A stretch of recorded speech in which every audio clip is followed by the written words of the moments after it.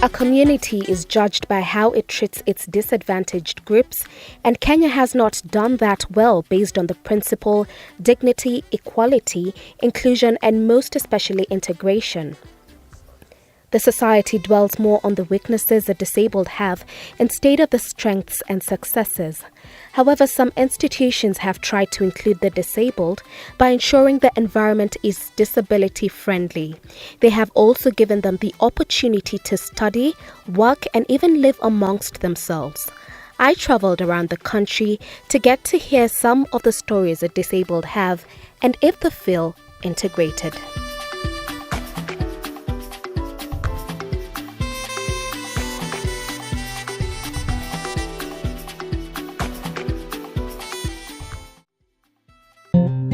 My name is Florence Owusuru.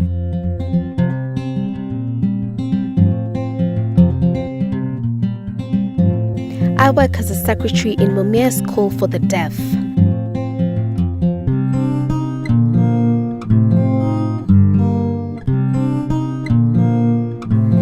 I had some challenges because I was sick for a long time. I was not born deaf, but because of the sickness, everything changed.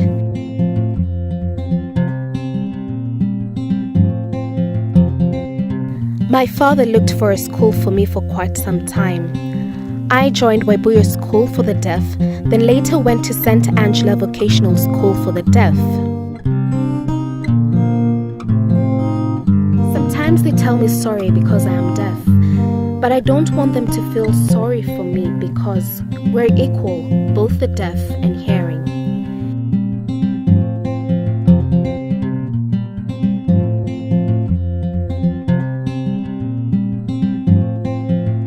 Most of the time I just sit, but I also enjoy traveling to see the country.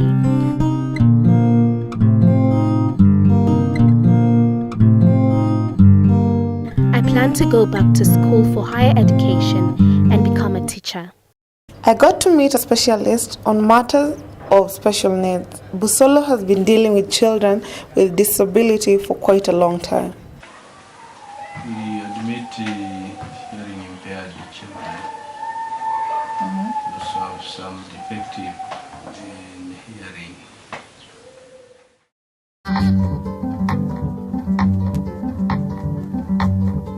Many wonder if the children with special needs can participate in any activity.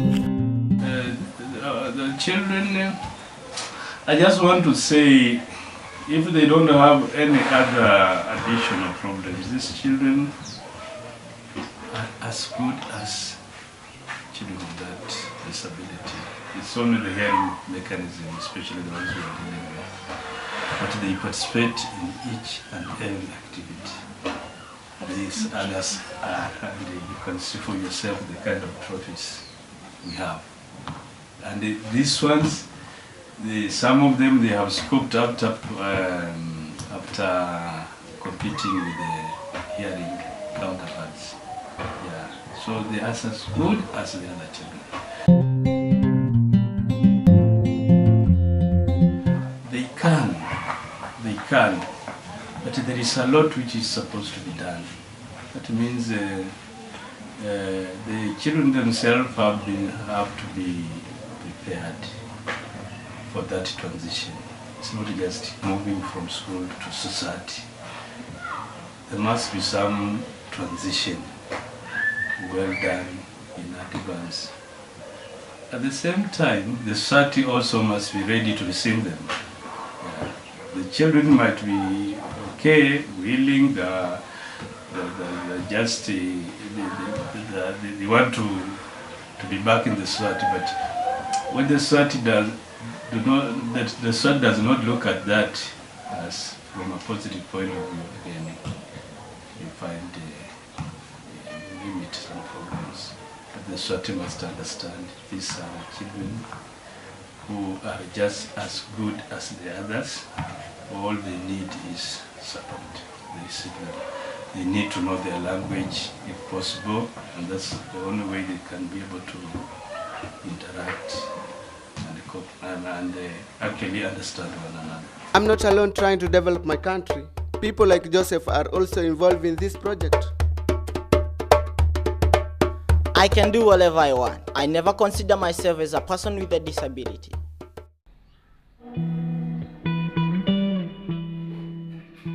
Most of the time it is this leg which it gives me the support of walking, so I have to put it on. I was born this way and I believe I have to die this way, so it isn't an accident.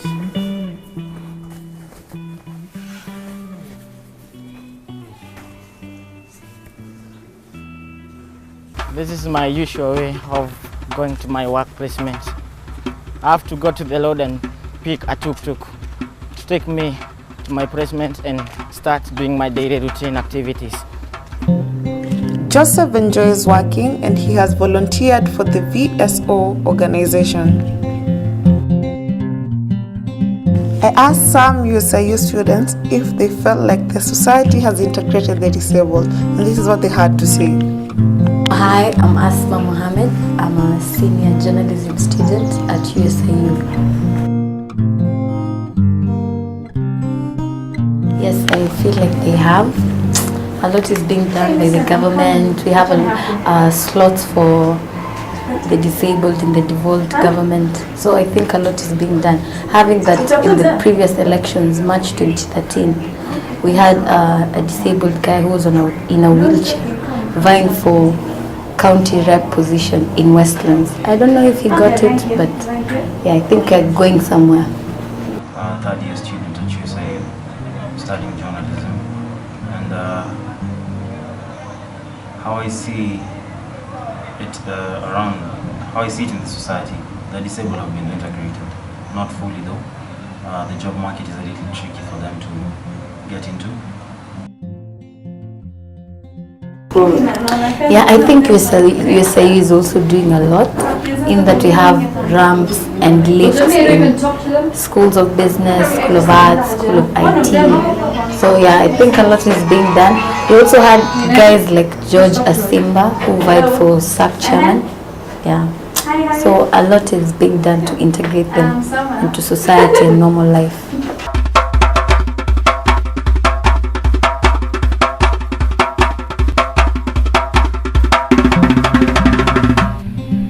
I visited a school for the deafblind in Kakamega County to learn about the new project. I talked to Eunice, who's a deaf teacher for the deafblind. My name is Eunice Cherob. I work as a teacher for the deaf-blind students.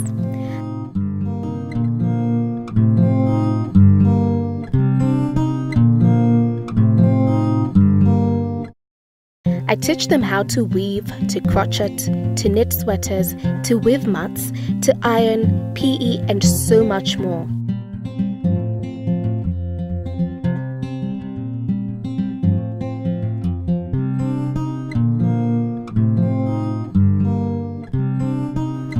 Eunice is passionate about what she does and she really enjoys teaching. Most of the items the students make are sold at the shop they have.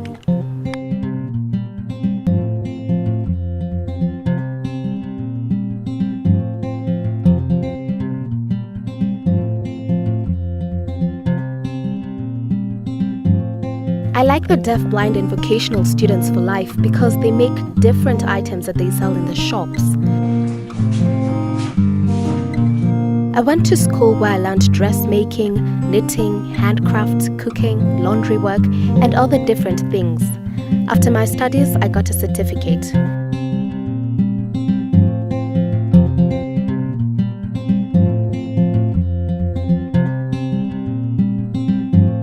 I was taught by the white people, and when they left, I started working here as a teacher. I later visited Rebecca, a mother of 2 teenage girls. When I got there, I got to meet 2 of the girls she has taken in as her own. Irene, a deaf girl who was born to a mother who was exiled from her community because of giving birth to a disabled child. Rebecca is also staying with Adhiambo, a mentally challenged lady who is her sister-in-law, but her family is not comfortable living with her. I stay with these 2 girls, and I'm lucky how different friends, various friends who come around. We eat together, we share everything together, and it makes them feel that they're equally accepted like every other person. I don't discriminate them. With my children, they mix together, they sleep in the same bedroom, we do everything, go to church together, we go to the place of work, if there's any function like maybe going to visit children or going for an outing, we go together, and they feel good because I take them to where other people are. They don't just live in their own world of disability.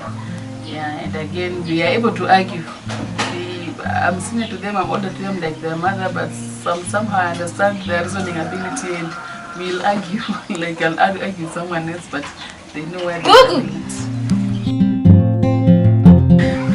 I remember that sometimes when they two, how they communicate, I don't know, but somehow they communicate. When they stay together, Irene, she's hearing impaired. Adhiambo, she has speech, she'll talk, but Irene cannot hear what she's saying because she's deaf. So sometimes they argue. Irene gets disgusted where Adhiambo is talking and she cannot hear, but eventually they are the two staying in the house and they have to cope, and they are good friends, by the way. When Irene stays away for a long time, Adhiambo misses her so much, but they communicate. When you want to go in back, Adhiambo has learned to learn a few of the sign language skills for survival. And Irene tries to get what Adhiambo is talking. She may not get all, but she gets some that can help her move or cooperate with Adhiambo. They are wonderful people. They manage. Huyu Irene saini yake ni aje? Irene anaitwaje?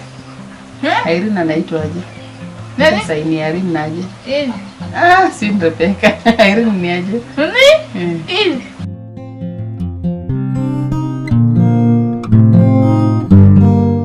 Intervention is good because now my children have learned to live with persons with disabilities. That's an in-house integration because now my children are normal, they're able to live with them, they've accepted them. I believe if they went elsewhere and found persons with abilities like hearing impaired or mentally challenged, they'll be able to accept those people because they accept their reasoning limits. It is there, it's not there fully. And they get moody. By the way, mood swings is a challenge to me because I don't know, maybe I'm not expressing myself fully, and I'll make a comment, or they'll be able to read my feelings, or they feel that I'm not happy. And maybe even me, I see them sad, or I see them very serious, then I wonder, or very hostile, then I wonder whether I've wronged them or not actually. So it gives, if it's a person who has a sound, okay, they have the sound mind, but someone who is very much okay will be able to argue out their problems. But then they'll react in a different way. But anyway, even there's some, here regardless of saying there's some will sulk, it's normal for them to sulk. So I end up saying that it's normal that different people respond to grievances or respond to their needs, or personal needs.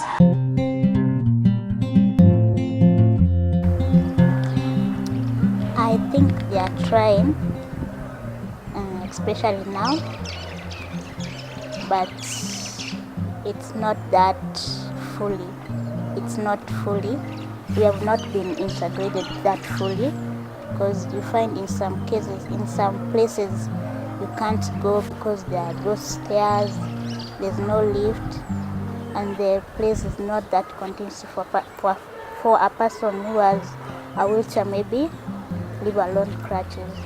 I won't say so. Like for the society I'm living in, it's not really doing enough because it focuses more on buying materials and all that, which is not the best gift you can give to us. Because for me, I believe in what you can do to a person with disabilities to motivate and tell them who you are, what you can achieve in your state. That's what society should reflect on. It's not about the wheelchair, it's not about the crutches. Although we need this for our movement, but would you take me as part of you with this wheelchair, you know? Would you tell me, hey, you're one of us, we should go together and have fun? That's what the society is not. They have a lot of NGOs who are supplying wheelchairs, who are supplying financial aid, but the real thing is they are not helping the best that we should, yeah.